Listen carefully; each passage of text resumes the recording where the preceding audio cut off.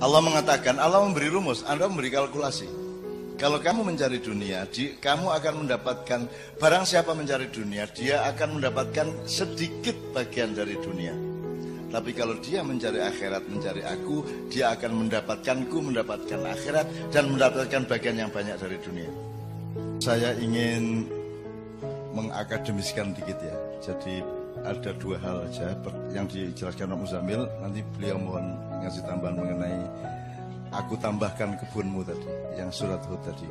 Jadi gini teman sekalian, aslinya kalimatnya kalau pakai tidak sastra itu wabtaghi ad-daral akhirah fima atakallah wala tamsar nasibaka minadnya, sama dengan assalamu warahmatullahi wabarakatuhu alaikum, aslinya begitu. Tapi karena pakai bahasa sastra, Allah itu maha sastrawan ya. Dan kalau Anda ingin baca surat yang paling indah sastranya, yang paling mesra cintanya, itu surat Maryam. Anda baca coba ya. Maka karena pakai bahasa sastra, maka assalamualaikum warahmatullahi wabarakatuh. Ini juga gitu, wabtaghi fima atakallahu daral akhirah. Aslinya, bukan aslinya, maksudnya kalimat lugunya wabtaghi daral akhirah fima atakallahu, ya, fima atakallah wala tansa nasibaka minad dunya. Ini yang ingin saya tekankan kepada teman-teman. Mulai hari ini Anda itu jangan salah kalkulasi terhadap hidup Anda. Jadi ini nomor satu, Anda jangan memprimerkan yang sekunder, jangan mensekunderkan yang primer. Jangan mengkakikan kepala, jangan mengkepalakan kaki. Gampangannya gitu. Nah, kalau melihat perintah Allah, kata Muzamil itu perintah wabtaghi. Itu perintah, bukanlah anjuran.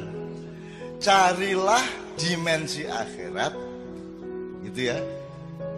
Carilah tujuan akhirat di dalam atau pada apapun yang Allah berikan kepadamu. Dikasih duit didoleki akhirate, kayak bojo doleki akhirate, kayak penggawean doleki akhirate, itu maksudnya begitu. Jadi yang harus diprimerkan adalah pencarian Jakarta atau akhirat tadi itu. Nah, Pak Muzamil memberi kalkulasi yang luar biasa. Lho kowe iki rasa cita-cita Pekalongan, wong kowe iki Jakarta, Pekalongan mesti kelewatan, kata Pak Muzamil. Gitu ya. Ini juga satu tadabbur yang luar biasa.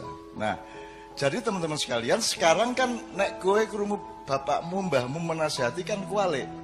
Le nyambut gawe sing sregep, golek urip sing kepenak, dadi wong. Angger aja lali salat, ngono ta? Jadi akhirat itu aja lali. Padahal Allah perintahnya adalah jangan lupa pada nasibmu di dunia.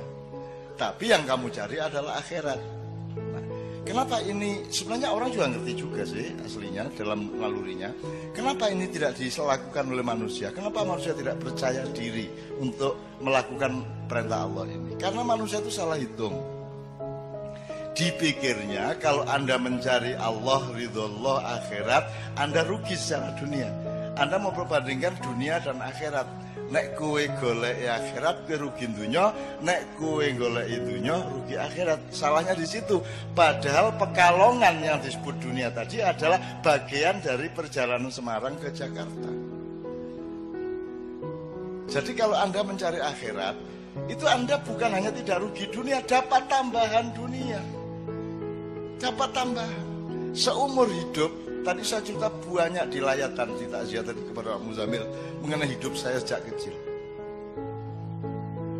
Saya tidak peduli, saya tidak sedih diusir dari pesantren di Gontor.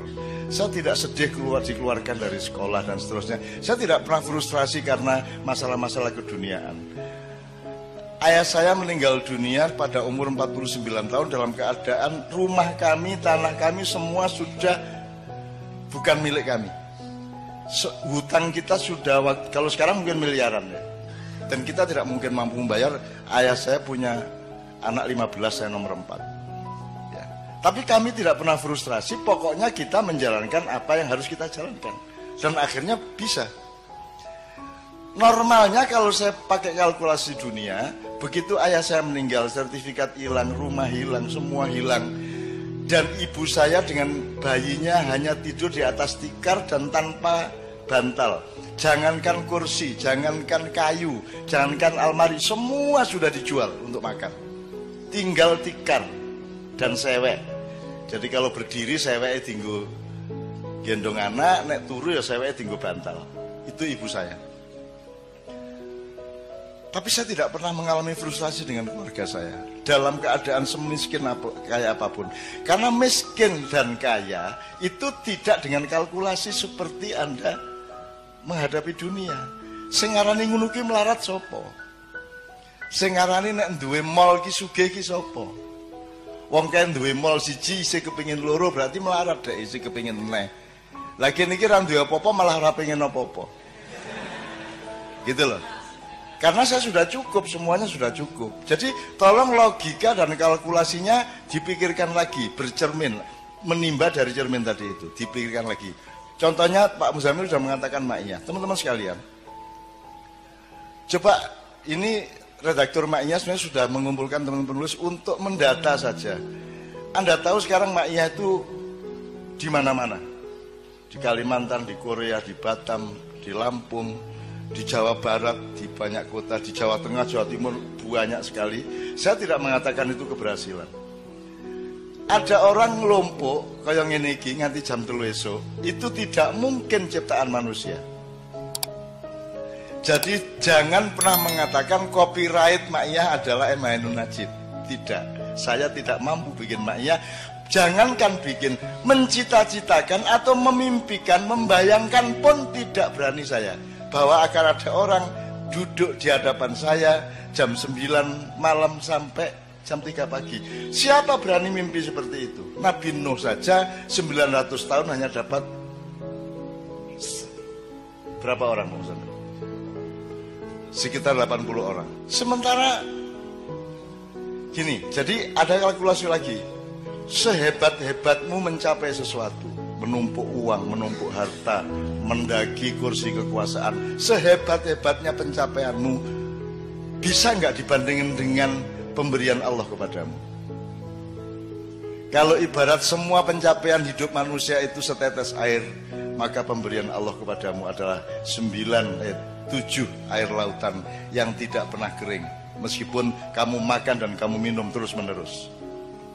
Jadi sehebat-hebat apa yang bisa saya capai di dunia, sepinter apapun, sedahsyat apapun saya ini, tapi tidak bisa mencapai 0,1%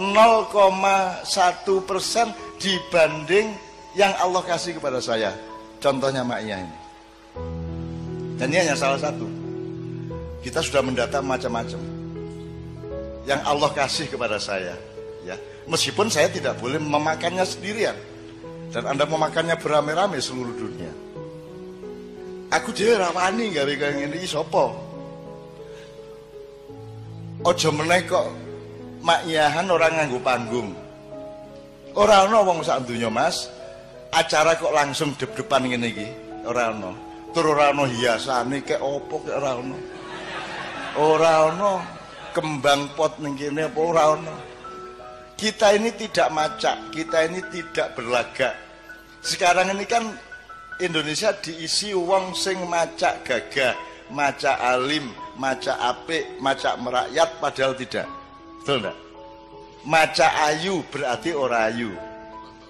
Macak ganteng berarti ora ganteng. Macak sugih padahal berarti miskin. Dan sekarang macak-macak semua. Nah, teman sekalian, Anda lihat Gambang ini berapa tahun? 18 tahun, mau coba syafaat 19 tahun, kenduri cinta 17 tahun, dan lain-lain dan lain-lain. Padang bulan yang mengawali ini semua itu sudah 25 tahun. 25 tahun. Anda bisa hitung. Sekarang Anda minta tolong teman-teman IO atau akuntan, hitung biayanya. Tidak usah biaya seluruh Ma'iyah, biaya perjalanan saya. Biaya perjalanan saya untuk Ma'iyah selama 25 tahun ini. Bensinnya berapa, sangunya berapa, sapi turute. Pernahkah kita mikirin biaya itu? Pernahkah kita? Allah kasih semuanya. Allah memberi orang jurono udan duit ya orang. Tapi melalui cahaya yang disinarkan kepada hatimu, sehingga ada sing urun di kaca itu, ono sing ben kaca nggawa karpet. Coba. Jadi karpetnya kaca itu gak banget. Ini suwe-suwe dadi agen karpet di Mak Iya. Karena dia bersyukur. Dan kalau ini yang kelihatan mata aja luar biasa rahmat Allah yang saya tidak mungkin mampu membuat, teman-teman sekalian. Tidak mungkin ya. Belum lagi yang aneh-aneh. Jamaah Mak Iya yang bukan jamaah Mak Iya langsung itu jumlahnya mungkin 1000 kali lipat daripada jumlah jamaah Mak Iya yang saya bisa lihat. Dan yang namanya YouTubers itu, ya Allah, kuwi ya wong Jawa, ya wong Batak, ya wong Sunda, ya wong Madura, ya Cina, ya bule, ya wong Arab, ya Sunni, ya Syiah, macam-macam, ya congklang, segala macam. Mereka jamaah Mak Iya, termasuk kiai-kiai.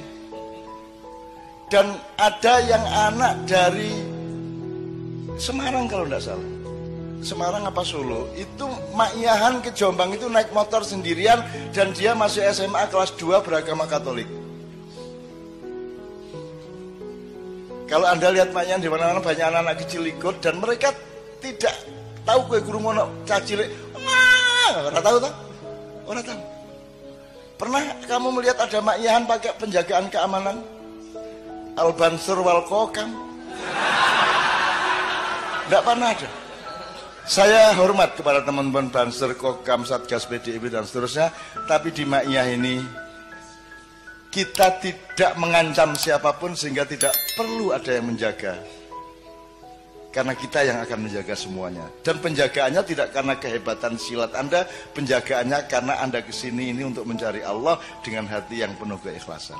Maka itu adalah keamanan yang seaman-amannya.